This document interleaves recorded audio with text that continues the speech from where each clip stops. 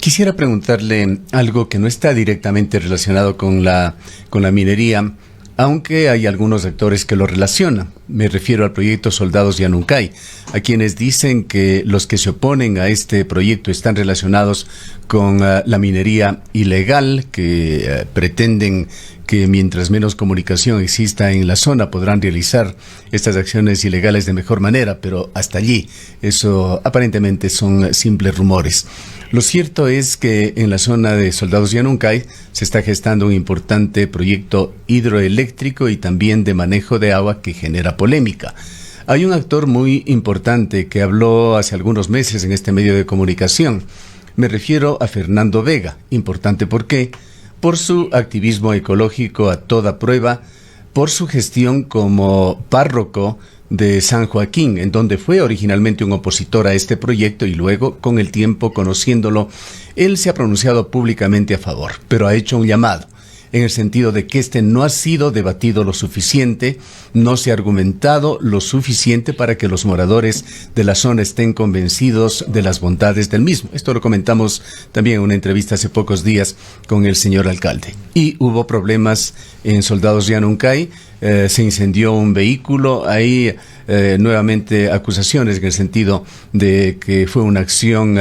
de vandalismo, posiblemente una acción que podría ser calificada hasta de terrorismo, que se opone a una obra pública. Los moradores señalan que ellos no están involucrados con ese hecho, pero que sí, que mantienen una situación de oposición, que no han sido escuchados, que no se ha hecho la socialización adecuada. Quisiéramos conocer su punto de vista como vicealcalde. ¿Qué piensa sobre este proyecto y su comentario en particular sobre este incidente que se dio en el fin de semana? Lamentable desde todo punto de vista, venga de donde venga, acciones de ese tipo tienen que ser rechazadas. Pero vayamos un poco más al fondo. ¿Qué está pasando allí? Estimado Gustavo, tengo la suerte que la vida me ha dado de poder haber trabajado particularmente en la parroquia de San Joaquín por casi 20 años. Usted tiene una relación muy directa con la zona, así es. Sí, y de hecho conozco, no diría que a profundidad, pero fui parte en su momento de esas socializaciones que las comunidades, particularmente de la parroquia San Joaquín y Baños, le exigimos cuando recién la empresa El Egautro hacía estudios de prefactibilidad, y en donde las propias comunidades, lideradas por equipos técnicos propios, contratados por cada una de las parroquias, fuimos veedores de todo el proceso de prefactibilidad y luego de factibilidad. Y de hecho, se hicieron varios cambios al proyecto, que en principio pretendía, por ejemplo, 3 centrales de generación y quedaron en 2, y otras tantas. Pero sí he visto, lamentablemente, un activismo político perverso en la zona, en donde por intereses particulares y mezquinos de ciertos grupos que se los tiene claramente identificados, han querido siempre hacer de esto una plataforma de lucha en donde solo el activismo no consigue absolutamente nada. El activismo sin resultados no sirve, y el resultado que estamos viendo hoy mismo de este activismo ciertamente que puede rayar en otras situaciones, inclusive de carácter vandálico, que yo lamento mucho, porque en varias conversaciones los últimos días, inclusive en la gobernación de la SUAY, creo que no se asumieron compromisos, pero se dijeron las verdades. Previo a esto, al mismo grupo, por aquellas situaciones de planificación y sobre todo de trabajar con las comunidades para levantar el tema económico, el tema ambiental, el tema agroproductivo, tuve la oportunidad de recibirles en el Salón de la Ciudad. Confundidos, estas personas que llegaron a atacar a la administración y reclamando la presencia de un gerente delegado cuando jamás fue convocado a esa reunión, y al día siguiente, paradójicamente, estos mismos actores emitiendo oficios a los dirigentes comunitarios, diciendo, entre otras cosas, que el vicealcalde había citado a una reunión a delegados y que no se presentaron. Entonces, concluyo, la desinformación que están sembrando estos actores lamentablemente están cayendo en hechos de violencia, no de las comunidades, de ciertas personas que infiltradas quieren cosechar a río revuelto, y eso creo que es absolutamente rechazable. Particularmente yo rechazo sus actitudes porque siempre en el diálogo hemos encontrado respuestas de la empresa y de los actores sociales. De hecho, con la propia empresa El Egautro, un momento dado, estuvimos trabajando hace tiempos atrás, cuando yo era vocal del GAT parroquial, en proyectos productivos y ambientales. Y fue en ese momento que los actores decían que el único objeto de la hidroeléctrica era generar precisamente para la explotación minera de Río Blanco. Al caérsele el discurso, luego dijo que se les viene a quitar el agua a las comunidades y nos levantaron a las comunidades cuando habían procesos en donde con Senagua estábamos tratando de legalizar y fortalecer aquellos sistemas de agua, tanto de consumo como de riego, y nos hicieron caer ese proceso sobre pretexto de que ellos lo iban a retomar, cobrándoles a las comunidades para legalizar. Entonces, esta historia la conozco y realmente creo que si el padre Vega en un momento dado, que también era un actor fuerte, yo estuve ya viviendo en esa parroquia y trabajando cuando el padre Vega era párroco de esa parroquia, supimos desde un momento dado que el biocorredor Llanuncay es uno de los potenciales turísticos y ambientales que tiene el cantón y que hay que defenderle a toda costa. Y desde luego que el recurso hídrico no es infinito, debemos garantizar la calidad y cantidad de agua, y ciertamente que este proyecto multipropósito lo que hace al final de garantizar el agua para la ciudad de Cuenca, para el riego, es ciertamente generar energía y devolverle precisamente al río sus propias condiciones. Parto del hecho de haber revisado ese proyecto en múltiples ocasiones, una vez como veedor, otra vez como técnico, otra vez como vocal, ahora como en la vicealcaldía, siendo parte además de la presidencia de El Gaustro, porque el alcalde es el presidente nato de la empresa y he tenido que reemplazarle en muchas ocasiones. Creo que tengo claridad absoluta para decir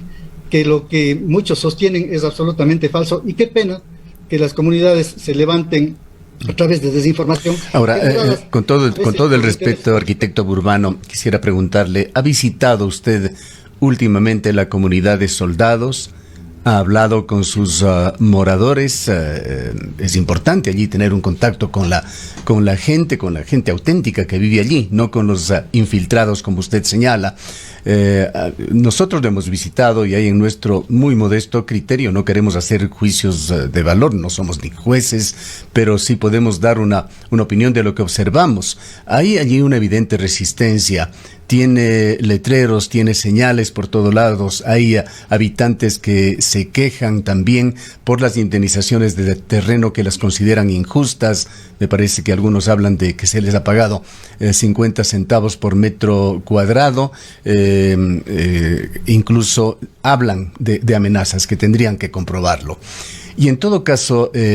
señor vicealcalde, una inundación de 140 hectáreas en el macizo de El Cajas, no decimos de ninguna manera que no tiene que hacerse, lo reiteramos, no queremos hacer juicios de valor ni menos juicios definitivos sobre esto, pero una inundación de 140 hectáreas para esta presa debe ser justificada hasta la saciedad. Estimado Gustavo, decía que he tenido la suerte de interactuar con muchos de los actores a quienes los identifico plenamente y que algunos de ellos sí siguen estando en pie de lucha. Para mí de manera inentendible, porque una vez que se terminaron de socializar los proyectos, yo sí creo que se hizo una amplísima socialización, creería que es uno de los proyectos más socializados en el cantón, mucho más que el propio Plan Vía inclusive, que luego después por algunas situaciones hayan cambiado de criterio. Algunos de los dirigentes ya ni siquiera están, lamentablemente el COVID se los llevó, pero los veían con muy buenos ojos respecto del potencial que puede generar para el desarrollo de la propia zona la presencia de la hidroeléctrica. Ciertamente que toda actividad, y particularmente una de este calado, genera impactos, eso es indudable, pero el costo-beneficio siempre ha demostrado que tenemos mejores condiciones. De hecho, las propias comunidades en un momento dado, ante la gestión que debería generar en recursos para devolverles a las comunidades, los propios gas parroquiales tendrían más recursos que los propios que asigna el municipio de Cuenca.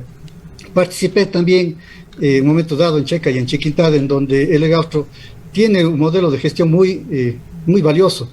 Y fue ahí que al desarrollar los planes de desarrollo, particularmente de Checa, nos dimos cuenta de que había un potencial muy grande que le permitió, luego de elaborar y aprobar sus PDOTs, recibir recursos para obra pública, para trabajo comunitario, para producción. Yo creo que siempre hay que ver lo bueno y lo malo. Es un aliado estratégico, creo yo, para el cantón y el país, la empresa, pero sobre todo, al final del día, se han beneficiado los propios ciudadanos de la comunidad. Sí he visitado el sector, mi estimado Gustavo, lamentablemente está sembrado esta animaversión, ya inclusive a las propias